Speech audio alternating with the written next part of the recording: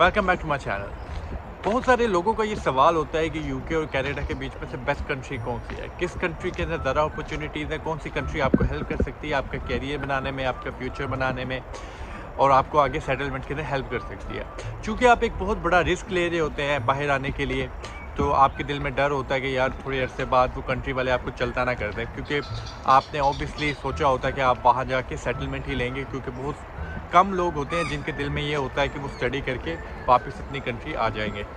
तो वीडियो शुरू करने से पहले मैं आपको ये बता दूं कि आप जिस भी कंट्री आ सकते हैं। अगर आपके सर्कमस्टांसेस कनाडा वाले हैं तो आप वहाँ जा सकते हैं, अगर आपके सर्कमस्टांसेस यूके वाले हैं तो आप यहाँ आ सकते हैं। अगर आपके सर्कमस्टांसेस लिमिटेड है टू वन कंट्री तो आप उसी कंट्री के लिए अप्लाई करें। आप इस झंझट में ना पड़ें कि किस कंट्री कौन सी कंट्री ज़्यादा बेहतर है। अगर तो आपके पास दोनों ऑप्शन हैं कनाडा और यूके की, तो फिर आप इस बारे में ज़्यादा रिसर्च कर सकते हैं कि कौन सी कंट्री आपके लिए ज़्यादा बेहतर रहेगी। सबसे पहले बात करते हैं कनाडा की। देखिए, कनाडा का जो सबसे बड़ा एडवांटेज है मेरे ख़्याल में वो ये है कि वो काफ़ी अनसैचुरेटेड है। अनसैचुरेटेड मींस कि वहाँ पर हमेशा लेबर शॉर्टेज रहती है, जो स्किल लेबर है उसकी भी शॉर्टेज रहती है।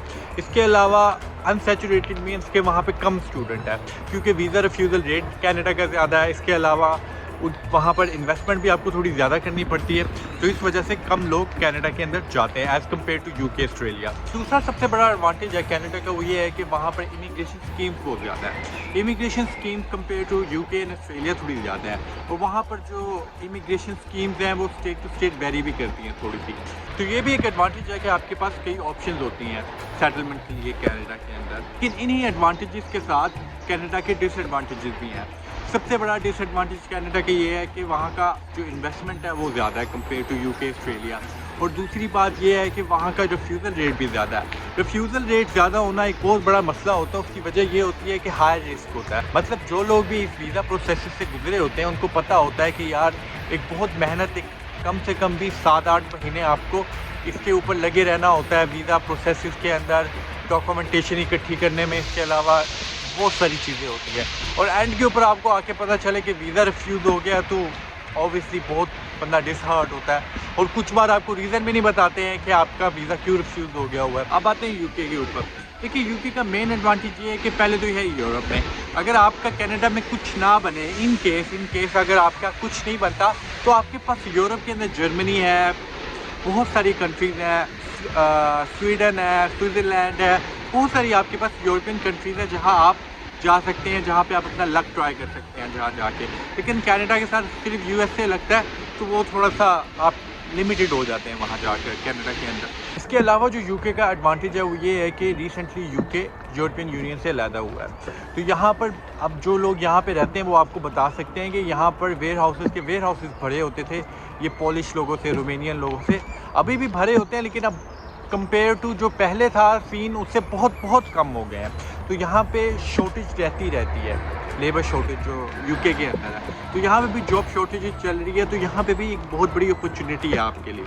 इसके अलावा PSW भी मिल रहा है। मे बी ये PSW कहते हैं कि 24 तक बंद हो जाएगा। अब 24 के अंदर बंद होगा। अभी तो एकदम से ये सैचुरेशन हुई है 2020 के बाद।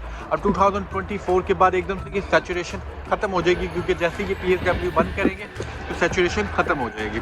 तो ऑब्वियसली फिर जो पहले से लोग आए होंगे उनके लिए सेटलमेंट के लिए अपॉर्चुनिटीज़ ज़्यादा हो जाएंगी। इसके अलावा जो यूके का एक सबसे बड़ा डिसएडवांटेज है वो यही है कि यहाँ पर आपको इमिग्रेशन स्कीम्स नहीं मिलती। इमिग्रेशन स्कीम्स बहुत कम है। एक ही आपके पास रास्ता होता है यहाँ पे सेटलमेंट का, वो होता है आपके पास स्पॉन्सर जॉब मिले आपको। अगर आपको स्पॉन्सर जॉब नहीं मिलती तो आपके लिए काफ़ी मुश्किल हो जाता है आगे सेटलमेंट लेनी, आगे यूके के अंदर रहना। अगर आप मेरा ओपिनियन पूछेंगे तो मैं आपको कहूँगा कि अगर आपके पास दोनों ऑप्शन हो तो मैं आपको सजेस्ट करूँगा कि आप कनाडा के लिए ट्राई करें। मैंने आपसे पहले भी कहा, अगर आपके पास स्किल्स हैं और आप डिटर्मिन हैं तो आप किसी भी कंट्री के अंदर जाके सेटलमेंट ले सकते हैं।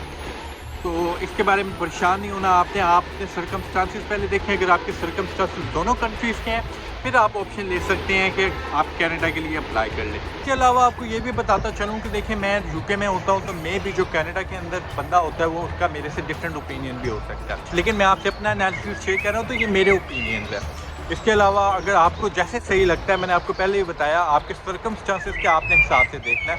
आपके सर्कमस्टांसेस जिस भी कंट्री के हैं आप उस कंट्री जाएँ। सेटलमेंट के लिए बस आपको डिटर्मिनेशन चाहिए होती है आपके अंदर। और और दूसरी बात ये होता है कि आप थोड़ी मेहनत वाले शख्स हों, ये शॉर्टकट वॉर्टकट के चक्करों में ना पड़े, तो आपका कुछ ना कुछ बन जाता है। उम्मीद करता हूँ कि आपको वीडियो पसंद आई होगी। अगर वीडियो पसंद आई तो सब्सक्राइब और लाइक करना ना भूलिएगा। इसी के साथ भाई को इजाज़त दें।